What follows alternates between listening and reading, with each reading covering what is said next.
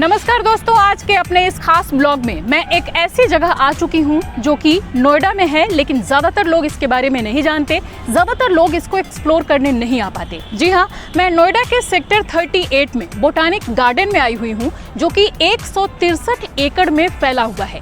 यहाँ पर 900 स्पीसीज़ के पौधे हैं, जिसमें कि हर्ब्स भी हैं, श्रब्स भी हैं, ट्रीज भी हैं। और सबसे ज़्यादा इसकी जो खासियत है वो ये है कि ये रिसर्चर्स के लिए, साइंटिस्ट्स के लिए और स्टूडेंट्स और टीचर्स के लिए भी एक बेहद अच्छी जगह है, जो कि यहाँ पर आ सकते हैं और वो लोग इस जगह पर रिसर्च कर सकते हैं, कई तरह की जानकारियाँ ले सकते हैं। आज के अपने इस ब्लॉग में मैं लोगों तक यहाँ की तस्वीरें, यहाँ की जानकारियाँ, तमाम खूबियाँ, तमाम खासियत पहुँचाऊँगी। तो आ चुकी हूँ मैं इसकी, करते हैं शुरुआत और करते हैं इसको जम के एक्सप्लोर।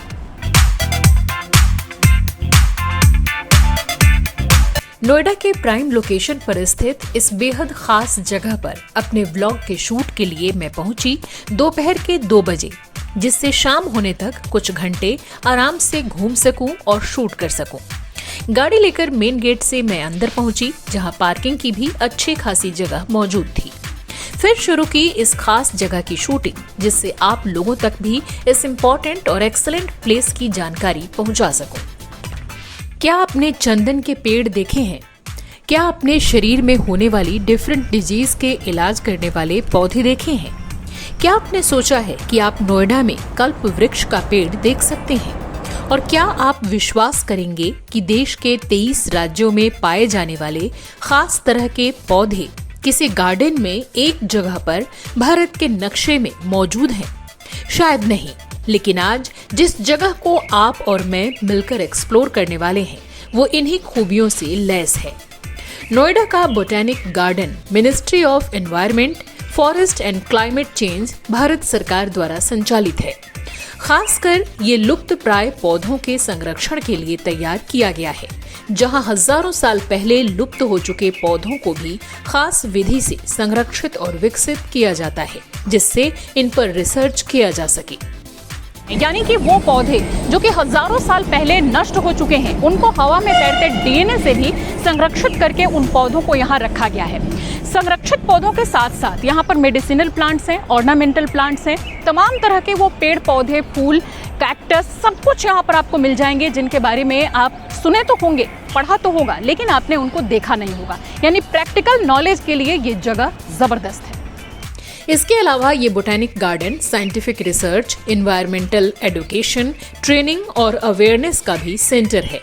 इसी पर्पस से स्कूल और कॉलेज अपने स्टूडेंट्स को लेकर यहाँ के टूर पर आते हैं। ये गार्डन 163 एकड़ में फैला हुआ है, जहाँ फिलहाल 900 तरह के प्लांट्स स्पीसीज मौजूद हैं, जिनकी टोटल संख्या करीब 10,500 है। और अभी बिल्कुल इस गार्डन के बीचों बीच मैं एक ऐसी जगह आ चुकी हूँ जहाँ मुझे एक बहुत ही खास वृक्ष मिला है, जिसे कल्प वृक्ष कहा जाता है। दैवीय पौधा इसे माना गया है। चलिए इसके दर्शन आपको कराती हूँ, क्योंकि जो हिंदू माइथोलॉजी है उसमें इसकी बहुत मान्यता है, इसका बहुत महत्व है। ये मेरे पीछे आप देख सकते हैं, ये है कल्प वृक्ष। बहुत सारे लोगों को ऐसा लगेगा कि कल्प वृक्ष और वो भी नोएडा में, लेकिन ये वास्तव में एक बहुत बड़ी बात है कि यहाँ पर, यानी कि इस बोटैनिक गार्डन में उन तमाम तरह के पेड़ पौधों को रखा गया है जिनके बारे में ज़्यादातर लोगों को सुनकर विश्वास नहीं होता। तो हिमालयन रीजन में पाया जाने वाला ये कल्प वृक्ष, जो कि बहुत ही कम देखने को मिलता है, एक रेयर प्लांट इसे कह सकते हैं, वो मेरे पीछे आप देख सकते हैं।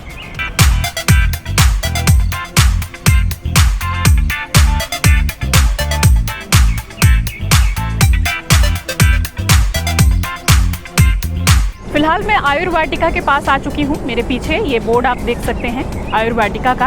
अंदर आपको लेकर के चलती हूँ और देखते हैं कि अंदर किस किस तरह के प्लांट्स हैं। ये पाचन तंत्र लिखा हुआ है, यानी कि डाइजेस्टिव सिस्टम से रिलेटेड अगर कोई भी परेशानी हो तो उसमें कौन से पौधे, यानी कि कौन से मेडिसिनल प्लांट्स आपके काम आ सकते हैं, उनके बारे में यहाँ पर आपको जानकारी मिलेगी। ये एक बोर्ड यहाँ पर है, ये है करी पत्ता का। करी पत्ता भी आप अच्छे से जानते होंगे, करी पत्ता के पौधे यहाँ पर लगे हुए हैं। ये यहाँ पर है बड़ा चंद्रिका, यूजेस भी इसके लिखे हुए हैं। जितने बोर्ड्स हैं पौधों के बारे में, उनके यूजेस भी यहाँ पर मिल जाएंगे, जिससे बच्चों को या जो भी आ रहा है उसको आसानी हो देखने में। इस खास पौधे को आपको दिखा दूँ कि अगर सांप काटे तो लीफ, बार्क और रूट सब कुछ इसका इस्तेमाल होगा। ये देखिए, इसमें छोटे छोटे से दाने जैसे ये इसके फल लगे हुए हैं। और ये देखिए एक बेहद ख़ास तरह का ये पौधा कुलंजन, ब्रोंकियल डिजीज़ेस होते हैं उनमें इसका इस्तेमाल होता है। फीवर और बाकी कुछ बीमारियों के लिए भी इसका इस्तेमाल है, स्टिमुलेंट भी है ये। और इस पौधे को अब आप देख लीजिए कि ये पौधा कैसा है, बहुत ही खूबसूरत। हालांकि इसमें से कुछ पौधे तो मैंने अपने गांव में भी देखे हैं, लेकिन जो लोग गांव से बिलोंग नहीं करते, जिनको पौधों के बारे में बिल्कुल भी आइडिया नहीं है, और मैं तो बॉटनी ऑनर्स हूँ तो मेरा घूमना भी हुआ है अच्छे खासी जगहों पर बोटैनिक गार्डन्स में, लेकिन जिन लोगों को ज़्यादा नहीं पता उनके लिए ये बहुत ही अच्छी जगह है। और यहाँ पर ये है मांसपेशीय कंकाल तंत्र, यानी कि आपको मस्कुलोस्केलेटल सिस्टम से रिलेटेड अगर कोई भी प्रॉब्लम हो तो फिर आपको यहाँ पर उससे रिलेटेड पौधे मिल जाएंगे। इसमें सबसे पहले एक पौधा नज़र आ रहा है, ये है हड़जोड़। बोन फ्रैक्चर हो तो उसमें जड़ी बूटी जो इस्तेमाल होती हैं, जिनसे दवाइयाँ बनती हैं या जिनको बहुत बार पीस के छापा जाता है, बहुत तरह के उनके यूजेस होते हैं, वो आपको इंटरनेट पर भी मिल जाएंगे या किसी वैद्य जानकार से आप पूछेंगे वो भी आपको बताएंगे, तो उसमें इस पौधे का इस्तेमाल होता है। फ्लावर्स भी आपको काफ़ी मिलेंगे और ये सब मेडिसिनल ही हैं, यानी कि जिस पार्ट के बारे में लिखा हुआ है उसी पार्ट से रिलेटेड ये सारे पौधे हैं। अपराजिता और ब्लड प्यूरिफायर के रूप में इसका सीड इस्तेमाल होता है, ये लिखा हुआ है। और ड्यूरेटिक इसका रूट है, यूजेस जो है उसमें असाइड्स और ड्यूरेटिक के लिए इसका रूट का जो है वो इस्तेमाल होता है। और ल्यूकोडर्मा यानी अगर किसी का स्किन कलरलेस हो जाता है, कह सकते हैं उसको कि वाइट स्पॉट्स जो हो जाते हैं, उसमें ये अपराजिता इस्तेमाल होता है, यानी इसका रूट इस्तेमाल होता है। और ब्लड प्यूरिफायर के लिए इसके सीड का इस्तेमाल होता है। और ये मेहंदी आप पहचान ही गए होंगे अब तक। इसका यूजेस स्किन डिजीज़ में भी है, लेप्रोसी यानी कि कुष्ठ रोग में भी इसका इस्तेमाल होता है उसको क्योर करने के लिए। और ब्लड प्यूरिफायर के रूप में भी इसका इस्तेमाल होता है, रूट यानी इसका रूट इस्तेमाल होता है। और हेयर ग्रोथ के लिए स्टिमुलेंट के रूप में इसका लीफ यानी कि इसकी पत्तियों का इस्तेमाल होता है। ये तो आपको पता होगा कि मेहंदी की जो ये पत्तियाँ होती हैं, इनको पीस के बालों को कलर करने के लिए भी इस्तेमाल होता है। एक खास तरह का पौधा मुझे यहाँ पर दिख रहा है, ये मैं आपको दिखाना चाहूँगी। ये है कुष्ठ, जिससे मतलब है, मैं आपको यूजेस बता दूँ तो ब्रोंकाइटिस, फीवर, इन्फ्लामेशन, एनीमिया यानी कि खून की कमी, और रियूमेटिज्म, इन सब में इसका राइजोम इस्तेमाल होता है। राइजोम यानी कि एक तरह से आप जड़ समझ लीजिए। है बेहद खूबसूरत ये इसका फूल होता है, वाइट कलर का, वाइट एंड रेड इसका फ्लावर होता है, ये देखिए।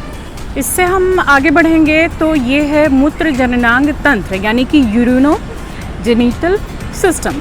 और इससे रिलेटेड पौधे, अगर उससे संबंधित कोई बीमारी है, ब्राह्मी आपने बहुत देखा होगा, मेरे नाना जी इससे दवाइयाँ बनाते थे, जो कि वो भी आयुर्वेद के जानकार थे, बहुत सारी दवाइयाँ वो बनाते थे। बहुत पौधे उनके भी साथ रहने की वजह से मैंने गाँव में पहचाने और देखा। किसी का सीड इस्तेमाल होता है, किसी का लीफ इस्तेमाल होता है, तो इसका होल प्लांट इस्तेमाल होता है बीमारियों के लिए। अब इन पौधों को भी आप देख लीजिए, ये है वो पौधा ब्राह्मी के ये छोटे छोटे पौधे हैं। आगे बढ़ने पर ये आपको मिलता है रेस्पिरेटरी सिस्टम। ये सबसे पहला बोर्ड देखिए आप, ये है वसाका। यूजेस है कफ में, क्रॉनिक ब्रोंकाइटिस में, अस्थमा में इनकी पत्तियों का इस्तेमाल होता है।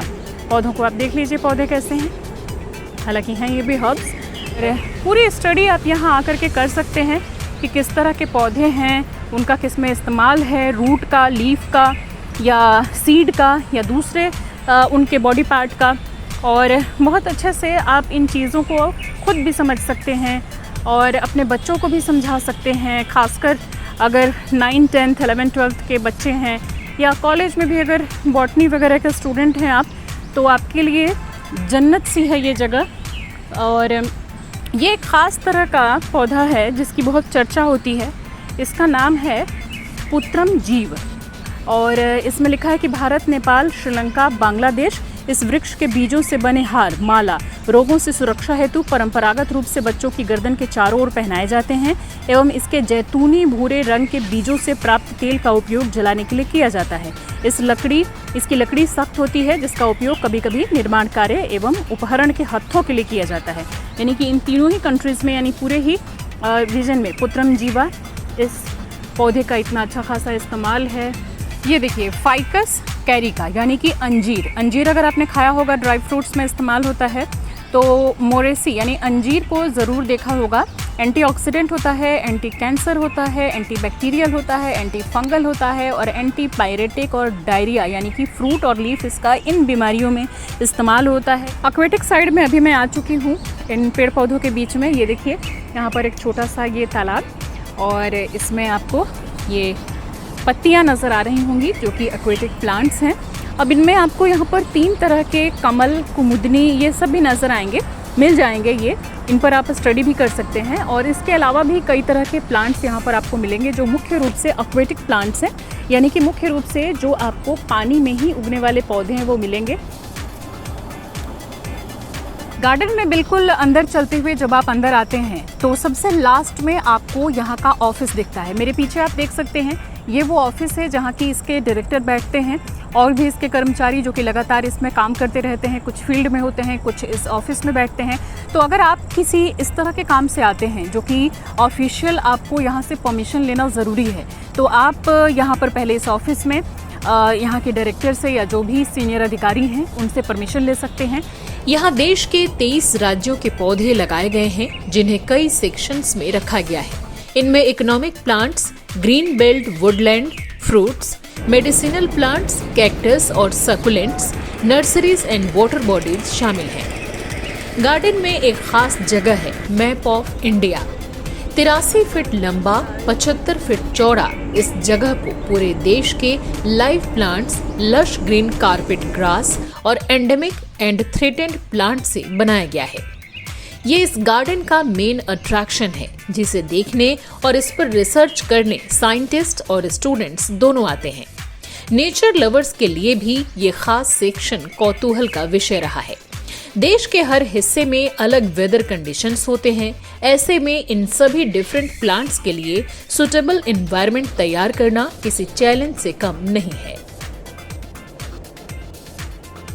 तो अभी मैं खड़ी हूँ मध्य प्रदेश में, यानी कि नोएडा में होते हुए भी मैं मध्य प्रदेश में खड़ी हूँ। वजह आप जान सकते हैं कि ये देखिए, मैं जहाँ पर खड़ी हूँ ये वो जगह है जो कि बिल्कुल मिड में है, यानी कि भारत के नक्शे में मध्य प्रदेश में ये जगह आती होगी। और अलग अलग पेड़ पौधे, अलग अलग राज्यों की जो खूबियाँ हैं, वहाँ की जो स्पीसीज प्लांट्स की जानी जाती हैं, वो यहाँ पर देखने को मिल जाएंगी। तो आप भी जब आएँ तो केरल से लेकर कन्याकुमारी तक एक ही जगह पर सब जगह के पौधों को देखें। यहाँ एक खास एरिया में चंदन के पौधों को लगाया गया है जिन्हें नोएडा के डिफरेंट एनवायरनमेंट में ग्रो करने की कोशिश की जा रही है।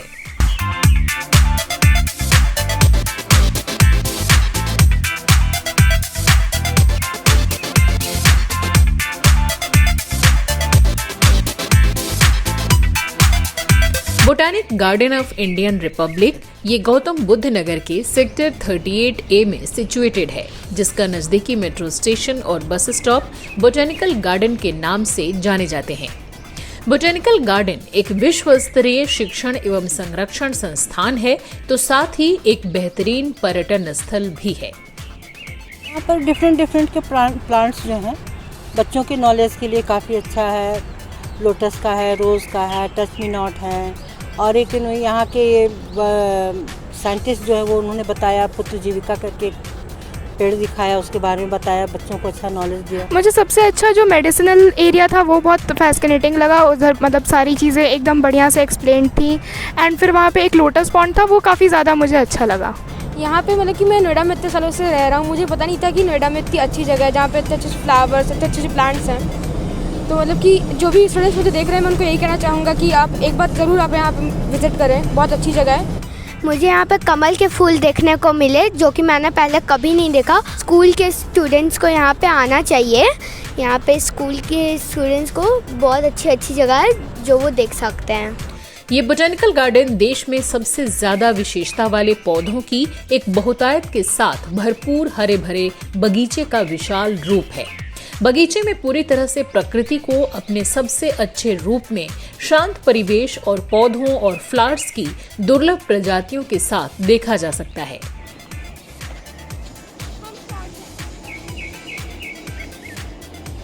बरसात का समय है, इतना अच्छा वेदर हो रहा है, पेड़ पौधे इतने शांत, इतने हरे भरे, इतने खूबसूरत, बादलों के बीच से झांकती सूरज की मध्यम रोशनी। शाम का समय है, अभी लगभग 4 बज रहा है, और देखिए इसके बीच में ये पेड़ पौधे कितनी खूबसूरत छटा बिखेर रहे हैं।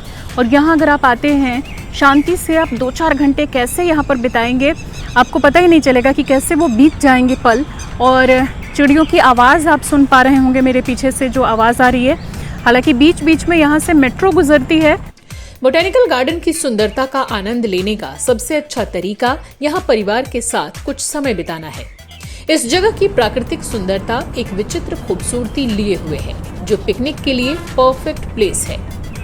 वाटिका में बांस के जंगलों को, इन बांस के पौधों को क्रॉस करके जब हम आगे बढ़ते हैं तो एक जगह बनी हुई है जो कि बेहद खूबसूरत है। और यहाँ पर एक ऐसे शख्स की प्रतिमा है जो कि एंशिएंट इंडिया में हमारे आयुर्वेद के जनक के रूप में जाने जाते हैं, जिन्होंने चरक संहिता की रचना की थी। ये देखिए, यहाँ पर बेहद खूबसूरती से एक डोम शेप्ड संरचना बना करके और उसके बाद उनकी मूर्ति को यहाँ पर स्थापित किया गया है और उनको वो सम्मान यहाँ पर दिया गया है जिसके वो हकदार हैं। और वास्तव में ये देख के बहुत अच्छा लगा कि अगर चरक की ये प्रतिमा यहाँ पर स्थापित की गई है तो बहुत अच्छी बात है। जो भी स्टूडेंट्स या जो भी आम लोग, जो कोई भी यहाँ पर आएगा वो इनके बारे में जानेगा, यहाँ पर समझेगा और इनके महत्व और आयुर्वेद के महत्व को भी बताने के लिए, समझने समझाने के लिए ये बेहद अच्छी चीज़ है कि उनकी मूर्ति भी लगाई गई है इन तमाम पेड़ पौधों के बीच में। यहाँ एक कैक्टस हाउस है जो यहाँ एक छोटे से ग्रीन हाउस में बनाया गया है, जिसमें कई प्रकार के कैक्टस हैं, जहाँ आप देश में पाए जाने वाले विभिन्न प्रकार के कैक्टस के बारे में ज्यादा जान सकते हैं। और फिलहाल मैं आ चुकी हूँ नागफनी वाटिका में। मैं आपको दिखाती हूँ अपने पीछे नागफनी की जितनी भी स्पीसीज हैं, जो भी उस जीनस के अंतर्गत स्पीसीज आती हैं, वो सब आपको यहाँ पर दिख जाएंगी। मैं आपको दिखाती हूँ कि कौन कौन से प्लांट्स यहाँ पर हैं।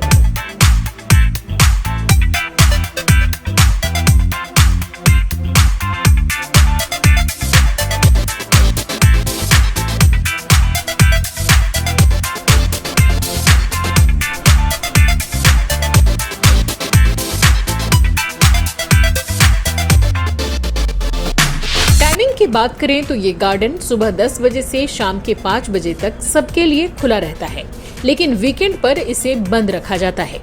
यहाँ कोई एंट्री चार्ज नहीं लगता और अंदर पार्किंग की भी व्यवस्था मौजूद है और वो भी निःशुल्क। 2002 में इस ब्यूटीफुल गार्डन की ओपनिंग हुई थी और तब से इसे लगातार डेवलप और अपग्रेड किया जाता रहा है। तो आप इस जगह को अगर अब तक एक्सप्लोर नहीं कर पाए हैं तो डेफिनेटली प्लान बना डालिए। खासकर अगर आप स्टूडेंट हैं, रिसर्चर हैं या बॉटनी की स्टडी कर रहे हैं या फिर नेचर लवर हैं, तो इस जगह पर आपके लिए वो सब कुछ है जिसकी आपको तलाश है। तो दोस्तों, कैसा लगा आपको मेरा व्लॉग? कमेंट करके जरूर बताइए। और अगर इस जगह के बारे में कोई क्वेरी है या कुछ बताना चाहते हैं तो भी कमेंट बॉक्स में मैसेज कर सकते हैं। इतनी अच्छी हवा चल रही है, इतना अच्छा मौसम हो रहा है और यहाँ का जो पूरा एनवायरनमेंट है इतना पॉजिटिव वाइब्स लिए हुए है कि यहाँ तो अब मेरा जाने का मन ही नहीं कर रहा कि इतनी खूबसूरत जगह को छोड़ के कोई कैसे जा सकता है। और यहाँ के बारे में मुझे बहुत ही आश्चर्य है कि यहाँ के बारे में कैसे ज़्यादातर लोगों को पता ही नहीं है, वो इसको एक्सप्लोर नहीं करते, यहाँ आते नहीं हैं। तो अगर मेरा ये व्लॉग आप देख रहे हैं तो झट से यहाँ की प्लानिंग कर डालिए, यहाँ आइए। और ख़ासकर अभी के मौसम में, यानी कि जो अभी सितंबर का महीना चल रहा है, इस मौसम में यहाँ एक्सप्लोर करना तो ज़बरदस्त एक्सपीरियंस दे रहा है। साथ ही आप मुझे इस मेल आईडी पर ईमेल भी कर सकते हैं। तो इसी तरह के यूजफुल कंटेंट के लिए आप मेरे इस चैनल को सब्सक्राइब कर सकते हैं और अपने दोस्तों के साथ भी वीडियोस शेयर कर सकते हैं। मिलते हैं अगले व्लॉग में। Take care, have a great time.